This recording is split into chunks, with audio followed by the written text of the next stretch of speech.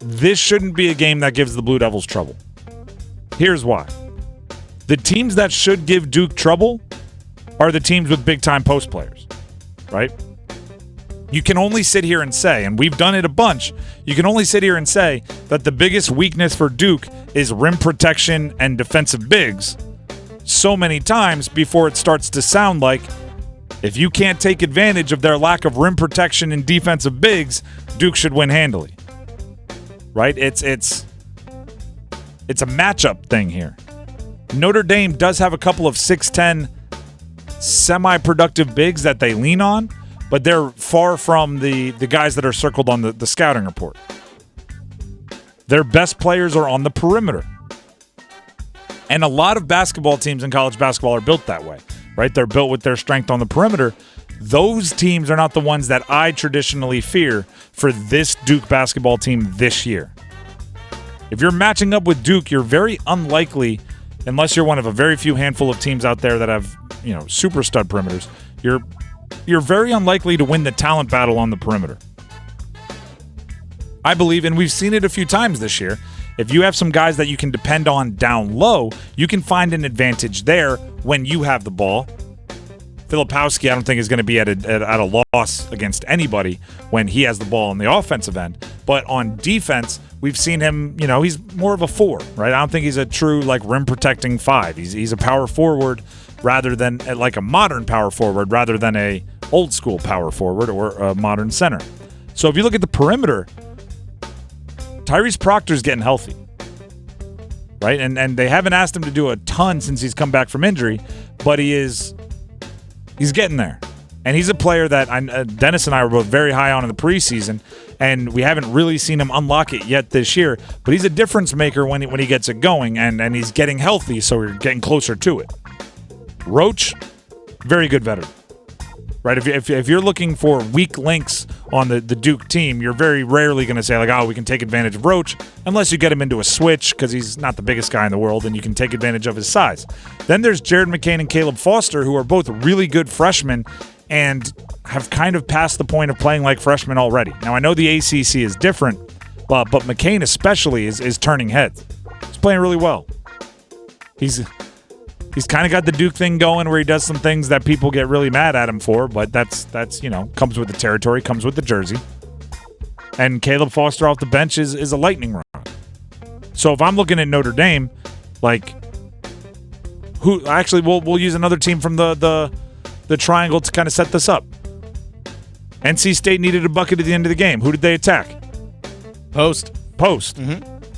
I'm not breaking news here when I say Notre Dame's team is built outside in, and the in is where they're vulnerable. So with Duke also being a team that is built specifically when they're on defense outside in, and then Kyle Filipowski, it's kind of mid-range to I don't know how you're building around Filipowski offensively in a lot of ways. But on the other side, if you don't have a strong post to throw at them, it's going to be a really difficult situation for your team. And, as I said,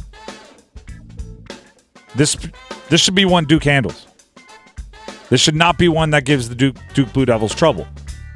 Now, I've said that a few times this year and been wrong, but they've been on the build-up recently. I talked about their PR strategy that, sometimes some Hollywood members might be able to take advantage of. If you catch yourself, your reputation deteriorating, sometimes it's best to just go quiet for a while. Duke did that for about a month, right? From what was it, December 3rd until they had the Baylor game there, which was a big, nice reclamation project. But other than that, they've pretty much been quiet.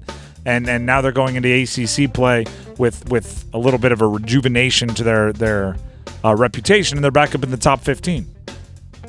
Beat Notre Dame, take care of business against a couple others, you'll be fine. Do you think that they keep using Tyrese Proctor off the bench for the foreseeable future? Just because that's what he's been doing since he's coming off injury. Caleb Foster still has been starting, but Proctor coming off the bench, generally if he's also going against guys, reserves coming off of the opposing team, the matchup's in favor of Duke in that regard. Now, I think you can still keep him at the higher level of minutes. True. I mean, I mean, we're talking like the high school coach telling to the sixth man, like, it's not about who starts the game, it's who finishes. I mean, I think Proctor should be playing a lot of minutes. If he doesn't start, I'm not going to nitpick it. But I also think you get that same advantage against the second unit with Caleb Foster. I don't want to say like, oh, if Caleb Foster is running your second unit, it's a fair fight. Mm-hmm. He's been really good, and actually early in the season when Tyrese Proctor was playing, some of the best offense was coming from Caleb Foster off the bench. Yeah.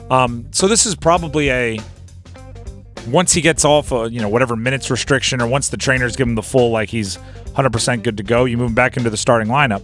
But it's also, it's a good test for, it's a question that should be asked. And it's a question that should be asked of Jon Scheyer. And if there is one thing that I would like Jon Scheyer to, like, explain to me, which, right, coaches are very rarely like, media, sure, come see all my inner workings of my playbook. right. Like, oh, come, yeah, Let's watch tape. Go talk about it on the radio where everyone can hear it.